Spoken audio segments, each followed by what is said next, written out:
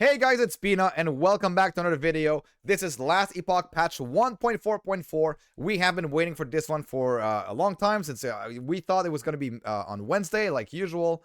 But apparently, there's a lot of bug fixes. So they said the patch includes more class and skill updates, and some pesky bug fixes and more. So let's read through it. I will read through everything. It's my first time going through, and I'll share my thoughts with you guys. So, presented by Derek. Omen windows adjusted the size of the Omen windows in the Omen's Veil window Omen's Veil Woven Echo to provide slightly more space where all three windows overlap. Okay, so this makes Omen windows a little bit easier to keep all three together at once active. Class and skill updates. Sentinel, shield throw. Okay, wait. One thing I'll say is I hope that in Omen windows they fixed the bug that was making the poison monsters deal way too much damage. Hopefully we see this in this patch.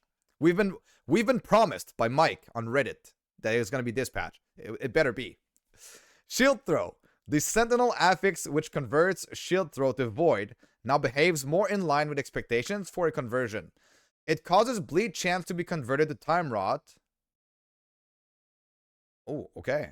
Physical res shred to be converted to void resistant shred. And it converts lava burst to void, and it causes effects within the tree related to fire or ignite to instead affect void or time rot. Huh, interesting. Interesting. Rogue, Blade Storm. The Blade Storm node can now also be triggered by the thrown daggers from Shadow Cascade's Dagger Dance node. Blade Storm added visual effects to indicate when the Shadow Storm effect is triggered. Quality of life. The chat window is now interactable while your character is dead. Stat conversion effects will now be reflected in your character sheets.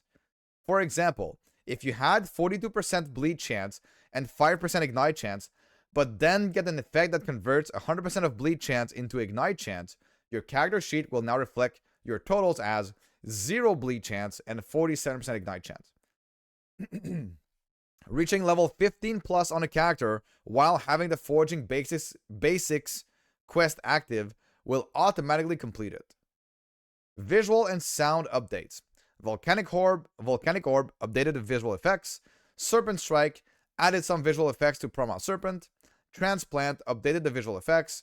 Shield Throw added new visual effects for Shield Throw Lava Burst conversion. Fractal Evade. Rocks now feature a dissolve transition when despawning. Alright, bug fixes. Fix an issue where atmospheric effects could be carried through scenes in incorrect settings. Fractured Earthquake. Fix an issue where it would sometimes spawn with a missing material for the cracked decal for aftershocks. Dragon Fang Shadow Cascade. Fix an issue where the cosmetic would not apply if the node Porcupine's Wrath was allocated. Alright. Skills and passive. Fix a bug where the recently added change to prevent channeled abilities from ending within 0.2 seconds of having insufficient mana was not applying in some cases. This is expected to correctly resolve the issue of Warpath's channeling ending despite Void Well was restoring your mana. So hopefully for all the Warpath enjoyers, you will have infinite channel now that this is up. Still to be tested, but yeah, hopefully. Acolyte, Rib Blood. Fix the necrotic variant not increasing its area with the Crimson Flood node. Acolyte, Rib Blood. Fix an issue where the splatter decals were not scaling visually with skill upgrades. Summon Volatile Zombie. Fix an issue where Dread Shades from Emerging Terrors could sometimes be cast on the wrong minions. Acolyte Transplant. Fix an issue where the ability visuals were not scaling visually with skill upgrades. Primalist Serpent Strike. Fixed an issue where it was missing an area tag. Rogue, Aerial Assault. Fixed an issue where its sub-skills were not getting damage from the Avian Hunter node, the Storm on the Horizon node, or the Rhythm passive. Alright. Blade Dancer passives. Fixed an issue where Dive Bomb and Falcon Strikes were not able to generate flow. Shift. Fixed an issue where the visual effects were not displaying after the first time it was used in a scene. Oh, I really hope that they fix the bug with Shift and Evade. That's another one I hope that they fix. Dancing Strikes.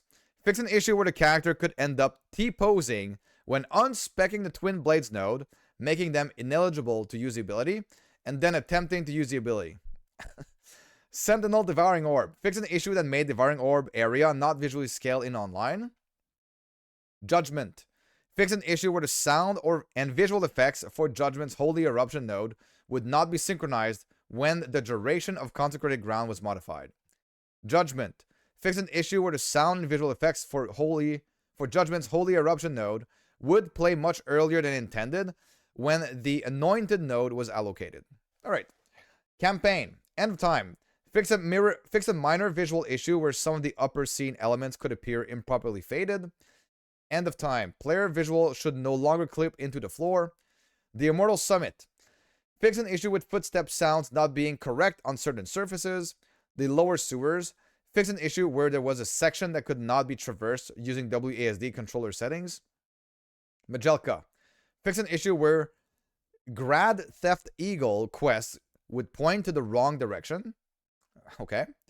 The Sky Chain. Fix an issue where characters' feet could sink into the ground in certain sections. Sorethka. Fix an issue where the feet of chickens in the scene were clipping into the ground. Summit. Fix an issue with footstep sounds not being correct on certain surfaces. Alright. Monolith.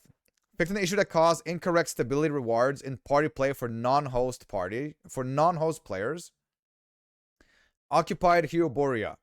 Removed an erroneous invisible wall in the quest Echo. Woven Echo. Corrupted Tower. Fixed issue where having an idle party member in the Monolith or Echo of a World could block progression. Random Encounters. Fix an issue where certain areas of procedurally generated zones, tombs, cemeteries, or caves were impassable, had invisible walls. Omen Windows. Fixed Omen lines in chat not displaying the type of Omen that said them. Fixed Omen lines in chat not displaying the type of Omen that said them. Okay. Primal Hunt. Fix an issue that sometimes caused a Scarven's vendor UI to not show any items. Oh, that was quite annoying, actually. Tombs. Fix an issue where the decorative objects could spawn in such a way that there were small islands of valid nav mesh between them and the walls. Using traversal skills at the right angles could lead players to end up in these spots and stuck. At the right angle, WRITE. It always surprises me the typos in these patch notes. Yeah. Anyways, factions. It's not super important, but like there's always typos. Like pretty funny. Forgotten Knight. Fixed an issue where the Harbinger icon by Timeline's Islands wasn't dynamically updating when they were killed. Guys, did you see this? Did you see the word just change before your eyes? They literally changed the word as I was reading the patch notes. It changed automatically. What? I didn't even have to refresh the page. That's crazy. Alexos. Okay, enemies. Alexos the Frozen Maw. Their Remy gaze was just a bit too formidable and has been adjusted to be considerably less lethal. Congealed Sludge. Fix an issue that was causing Congealed Sludge range attacks and a small selection of other enemy abilities to count as both hit damage and damage over time. This had a side effect of their damage scaling much more aggressively with corruption than intended, and therefore dealing far too much damage at high corruption. Holy. Are these the ones? Are these the poison sludge? Are these the poison ones? They have overstayed their welcome and been ritually executed for crimes against travelers across the world. They now deal tremendously less damage at all levels with their Grime Belch, formerly known as Poison Bone Spike. This is the thing that was... Okay, well, I mean, it was a bug. And Poison Death Explosion attacks, especially at high levels of corruption. Very nice. Okay, very, very, very nice. The sludge again. The Grime Belch is no longer undodgeable and no longer counts as a dot. Holy...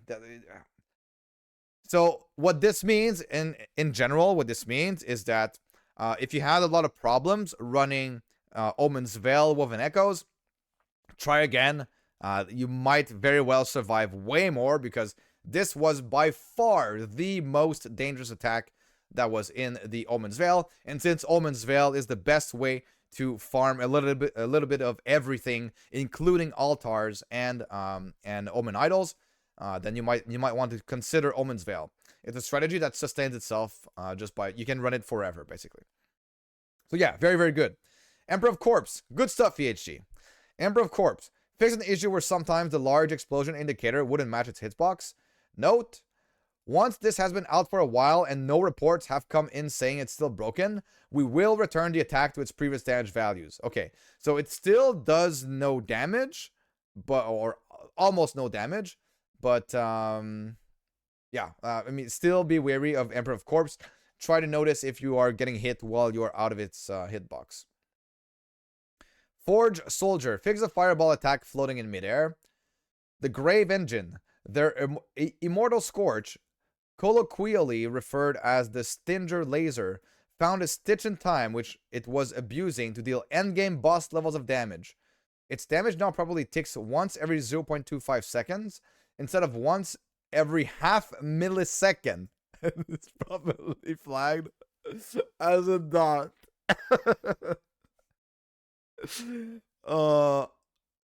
Once every half a millisecond goes to 4 times per second. Okay, that's that. What even is the Grave Engine? I'm surprised I was not killed by this. Anyways, what is the Grave Engine? Ice Goliaths and Alexos the Frozen Maw. They have lost a bit of weight and now deal slightly less damage with their cannonball attacks. Rabbits, fix an issue where rabbits in chapter 1 had a visual issue. Thunder Dragon, fixed the ground indicators for its shake attack lingering after it died. Wretchblade the Doom has been doing a few too many travelers with his basic melee attacks than reasonable for such an innocuous attack. Man, I'm way too French for these words, man. Innocuous. The base damage of his melee attacks has been reduced to be a more reasonable level in line with other champion basic attacks. Okay, nice. UI, Dungeon, fix an issue where controller and navigation stop working after inserting a key into a dungeon entrance panel.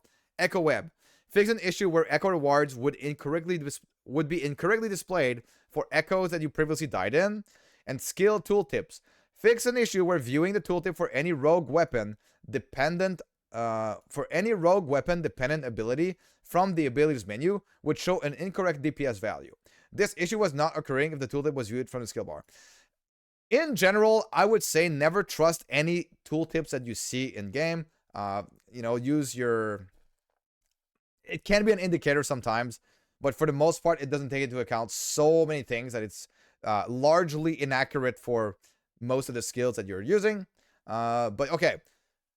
Very, very good fix for Omen Windows for the monsters that deal way too much damage. So we have been seeing a couple of these in this patch. Good stuff. Those are fixed. Warpath fix is another big one. The one that I'm really looking forward to is the fix to using shift and evade at the same time, or any movement ability and evade at the same time, and then getting stuck, and then you can't do anything. You can't TP out. The only thing you can do is leave game. That's still very dangerous in hardcore. But other than that, good patch. Good patch overall. I like it. And yeah, I'll see you guys all in the next video.